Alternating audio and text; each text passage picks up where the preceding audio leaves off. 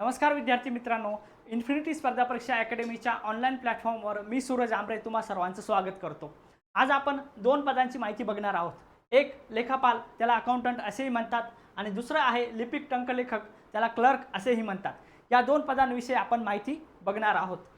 साधारणपणे 5 मे 2026 रोजी जो GR आलेला आहे, महाराष्ट्र शासन सामान्य प्रशासन विभागाचा जो GR आलेला आहे, त्या GRची आपण माहिती बघणार आहोत। त्या GR मध्ये साधारणपणे एकूण किती विभाग आहेत आणि कोणते विभाग आहेत, त्यानंतर शासनाच्या सर्व विभागातील पदे भरणार का, त्यानंतर MPSC परीक्षा घेणार का, त्यानंतर एकच परीक्षा होणार का, त्याचबरोबर परीक्षा आणि अभ्यासक्रम काय असू शकतो, त्याचबरोबर कट ऑफ कमी लागणार का आणि संधी जास्त मिळणार का, या सर्व प्रश्नांची उत्तरं आपण या व्हिडिओच्या माध्यमातून बघणार आहोत।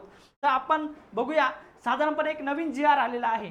हा GR साधारणपणे 5 मे 2026 रोजी जो GR आलेला आहे, सामान्य प्रशासन विभाग महाराष्ट्र शासन या अंतर्गत जो GR आलेला आहे, या GR मध्ये साधारणपणे भरती प्रक्रिया सुसूत्रीकरण करणे आणि त्यात सुधारणा करणे या विषयान्वये एक नवीन GR आलेला आहे। आणि या GR मध्ये विविध पदांसाठी कशा पद्धतीने परीक्षा होणार आहे, त्यासाठी क्वालिफिकेशन काय आहे, विभाग कोणते आहेत, कोणत्या गटाची पदे आहेत, आणि नवीन तरतुदीमध्ये जी काही सुधारणा झालेली आहे त्या सुधारणांची माहिती आपल्याला या GR मध्ये दिलेली आहे।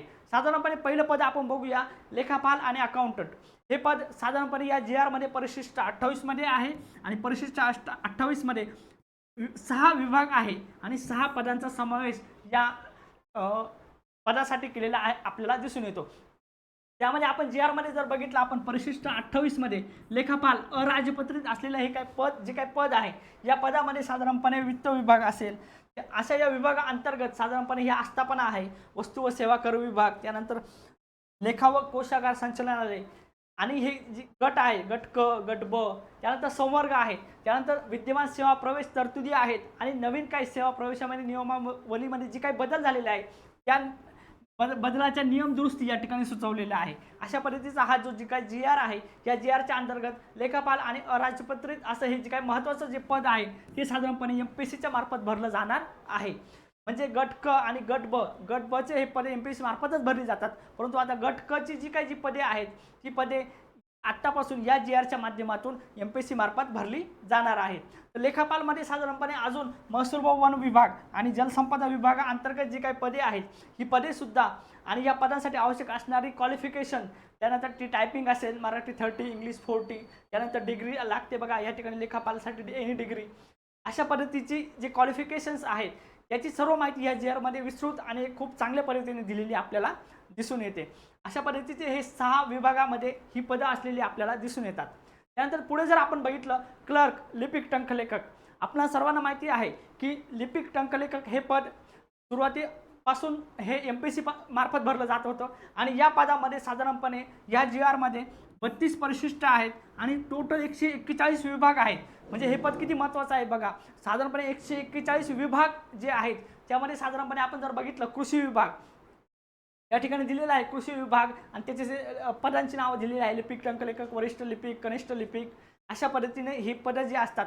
तर 141 विभाग अंतर्गत जी काही लिपिक टंकलेखक आहेत, क्लर्क आहेत, त्यासाठी ही पदभरती केली जाते। आता 141 विभाग म्हणजे बघूया, संपूर्ण या GR मध्ये लिपिक टंकलेखकासाठी खूप जास्त विभाग दिलेले आपल्याला दिसून येतात। त्यामध्ये कृषी विभाग असेल, जलसंपदा विभाग असेल, शालेय शिक्षण असेल, मृदा व जलसंधारण असेल, आदिवासी विभाग असेल, सहकारी विभाग असेल, अशा एक ना एक अनेक 141 विभागाअंतर्गत ही जी पदे आहेत ती भरली जातात।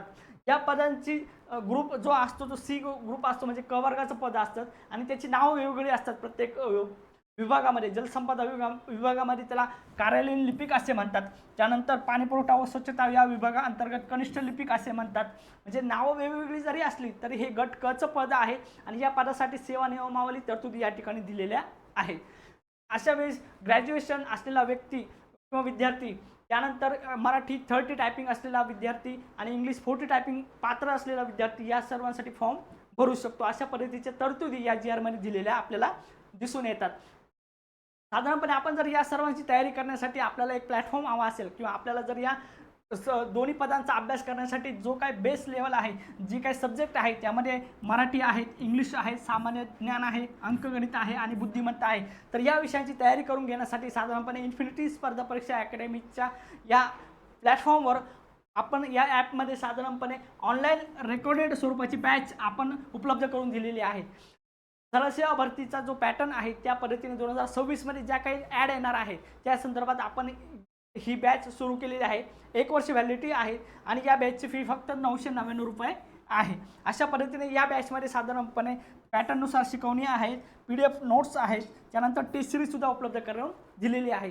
अशा पद्धतीचे अशा ऑथेंटिकेट माहितीसाठी आपण हा यूट्यूब चॅनल नक्की जॉईन करा आणि अशा सर्व बॅचला एनरोल करण्यासाठी साधारणपणे इन्फिनिटी स्पर्धा परीक्षा अकॅडमी हे ॲप डाउनलोड करा. धन्यवाद.